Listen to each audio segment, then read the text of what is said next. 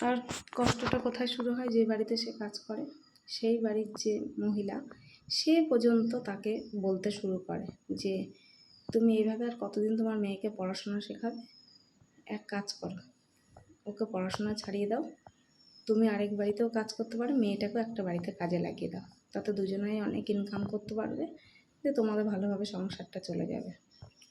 রোজই বলে, রোজই বলতে বলতে তাকে বিরক্ত করে দেয়। চাইলে কিন্তু সে অনেক টাকার মালিক, সে চাইলে মেয়েটিকে টাকা পয়সা দিয়ে বই টই কিনে দিয়ে এবং একটা ভালো স্কুলে ভর্তি করে তাকে তার পাশে থেকে কিন্তু সে সাহায্য করতে পারত। কারণ এখনকার দিনে স্বনির্ভরটা অনেক প্রয়োজন, আর অশিক্ষিতর তো কোনো জায়গাই নেই। এখনকার দিনের যত মানুষই হোক, গরিব বড়লোক যাই বলো, সব মানুষই কিন্তু পড়াশোনাটা আগে শেখায়, যত কষ্টই হোক না কেন। সেই রকম এই গরিব মাটারও অনেক ইচ্ছা যে আমরা তো গরিব ঠিক আছে, কিন্তু আমি আমার মেয়েকে পড়াশোনা শিখিয়ে নিজের পায়ে দাঁড় করিয়ে একদিন আমার সকল দুঃখ কষ্ট দূর হয়ে যাবে আর মেয়েটারও ভবিষ্যৎ ভালো হবে। কিন্তু সেই স্বপ্ন সত্যি হতে কেউ দিচ্ছে না, সবাই তাদের পাশে দাঁড়ানোর বদলে তার পিছনে লাগা শুরু করেছে। কিন্তু মা তার পরীক্ষা থেকে এক চুলো সরবে না। মাও ঠিক করে নিয়েছে যত বড় ঝড় তুফানই আসুক না কেন, আমি মেয়েকে পড়াশোনা শেখাবো, মেয়েকে একদিন দাঁড় করাবো। মা কিন্তু অনেক কষ্ট করে সেখান থেকে চলে গিয়ে অন্য জায়গায় গিয়ে মা কিন্তু একদিন সেই কষ্ট করে তার মেয়েকে পড়াশোনা শিখিয়ে নিজের পায়ে দাঁড় করিয়েছে। আজকে সেই মেয়েটি একটি ছোট্ট কোম্পানিতে চাকরি করে তার মাকে নিয়ে এবং সেই মাতাল বাবাটাকেও সে দেখাশোনা করে ভালো আছে এবং তারপরে তার একটা ভালো বাড়িতে বিয়ে হয়ে সে সুখে সংসার করছে। এই গল্পটি কোনো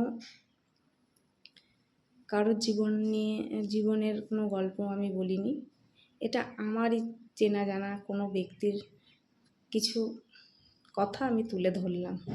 আমি কাউকে কোনো কিছু ছোট করতে বা কাউকে মিন করতে এই গল্পটি করিনি। ভিডিওটি যদি ভালো লাগে একটি লাইক, কমেন্ট, সাবস্ক্রাইব করে শেয়ার করে আমার পাশে থাকবেন। নমস্কার। ভিডিওটি যদি ভালো লাগে একটু চেষ্টা করবেন আমার পাশে থাকার।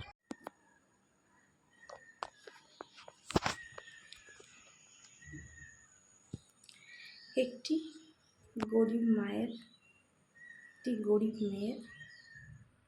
এবং একটি ছোট্ট গরিব মেয়ের গল্প।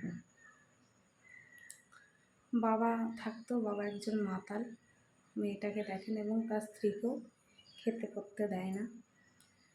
মাটার অনেক স্বপ্ন, মা লোকের বাড়ি কাজ করে মেয়েকে পড়াশোনা শেখাচ্ছে যে মেয়ে একদিন বড় হবে, তারপর আমার সব কষ্ট দূর হয়ে যাবে, আমি খুব ভালো থাকবো।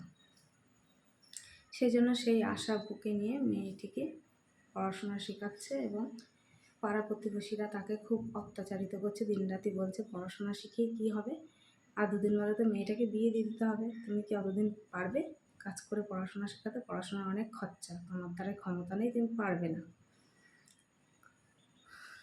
তার থেকে বরং সংসারে কাজ শেখাও, কাজ শিখলে সংসারে গিয়ে ভালোভাবে কাজ করতে পারবে, তাহলে তো মা মাসির নাম করে তাকে গালাগালিও খেতে হবে না, সংসারে তাকে কোনো কষ্ট ভোগ করতে হবে না, কাজ শিখে রাখলে সে কাজ করে সংসার চালাতে পারবে, তোমারও এত কষ্ট হবে না। কিন্তু মা এক বুক স্বপ্ন নিয়ে আশা নিয়ে আছে মেয়েকে পড়াশোনা শিখিয়ে একদিন সে নিজের পায়ে মেয়েকে দাঁড় করাবে এবং তার সকল কষ্ট দূর হয়ে যাবে। সেই জন্য সে কোনো মতেই তার কোনো কথাতে বা পাড়ার কোনো কথাতে সে প্রয়োজন মনে করে না শোনার। কিন্তু তার কষ্টটা কোথায় শুরু হলো,